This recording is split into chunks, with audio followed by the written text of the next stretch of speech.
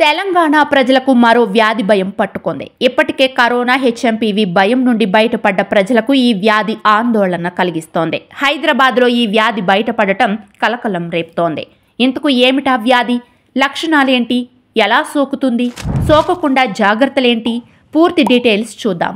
మొన్న కరోనా, నిన్న హెచ్ఎంపీవీ, నేడు గులియన్ బారే సిండ్రోమ్. ప్రజారోగ్యంపై ఇలా నిత్యం దాడులు జరుగుతూనే ఉన్నాయి. కరోనా మహమ్మారి ఎంతటి బీభత్సం సృష్టించిందో అందరికీ తెలిసిందే. దాదాపు 2-3 ఏళ్లు ప్రాణాలతో చెలగాటమాడింది. దీని ప్రభావం తగ్గి ప్రజలు మరిచిపోతున్న సమయంలో హెచ్ఎంపీవీ ఎంటర్ అయింది. ఇది కరోనా మాదిరిగా మారణహోమం సృష్టించలేదు, కానీ ప్రజలను భయపెట్టింది. దీన్ని మరిచిపోతున్న సమయంలో ఇప్పుడు కొత్తగా గులియన్ బారే సిండ్రోమ్ ఎంటర్ అయ్యింది. ఇప్పుడు ఇది ప్రజల ఆరోగ్యంతో చెలగాటం ఆడుతోంది. ప్రస్తుతం మన దేశంలో వెలుగు చూస్తున్న ఈ గులియన్ బారే సిండ్రోమ్ ఆందోళన కలిగిస్తోంది. ఇప్పటికే మహారాష్ట్ర, పశ్చిమ బెంగాల్ రాష్ట్రాల్లో ఈ జీబీఎస్ కేసులు బయటపడ్డాయి. వందలాది మంది ఈ లక్షణాలతో బాధపడుతున్నారు.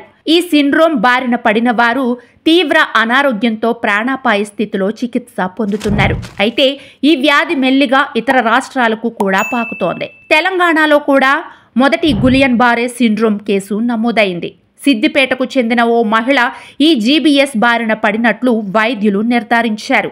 ఆమె హైదరాబాద్లోని ఓ ప్రైవేటు హాస్పిటల్లో చికిత్స పొందుతోంది. ఆమె పరిస్థితి విషమంగా ఉండడంతో వెంటిలేటర్పై చికిత్స అందిస్తున్నట్లు తెలుస్తోంది. జీబీఎస్ ప్రాణాంతకరమైనదిగా వైద్య నిపుణులు పేర్కొంటున్నారు. ఇప్పటికే దీని బారిన పడి మహారాష్ట్రలో 2 మృతి చెందారు. షోలాపూర్కు చెందిన 41 ఏళ్ల చార్టెడ్ అకౌంటెంట్ జీబీఎస్తో బాధపడుతూ మృతి చెందాడు. ఇది మన దేశంలో తొలి జీబీఎస్ మరణం.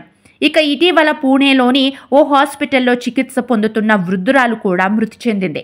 ఆమె ఈ జీబీఎస్ బారిన పడే అనారోగ్యానికి గురయ్యి చివరకు ప్రాణాలు కోల్పోయింది.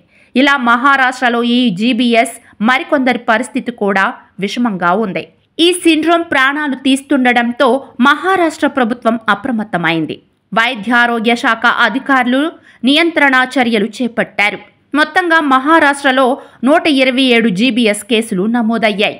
వీరంతా వివిధ హాస్పిటల్స్లో చికిత్స పొందుతున్నారు. పశ్చిమ బెంగాల్లో కూడా గులియన్ బారే సిండ్రోమ్ కారణంగా 3 మరణించారు. వీరిలో ఓ చిన్నారి కూడా ఉంది. రాజధాని కోల్కతాలో జీబీఎస్ కేసులు వెలుగు చూస్తున్నాయి. అయితే ప్రభుత్వం మాత్రం అధికారికంగా జీబీఎస్ మరణాలు, కేసుల గురించి ఎలాంటి ప్రకటన చేయలేదు.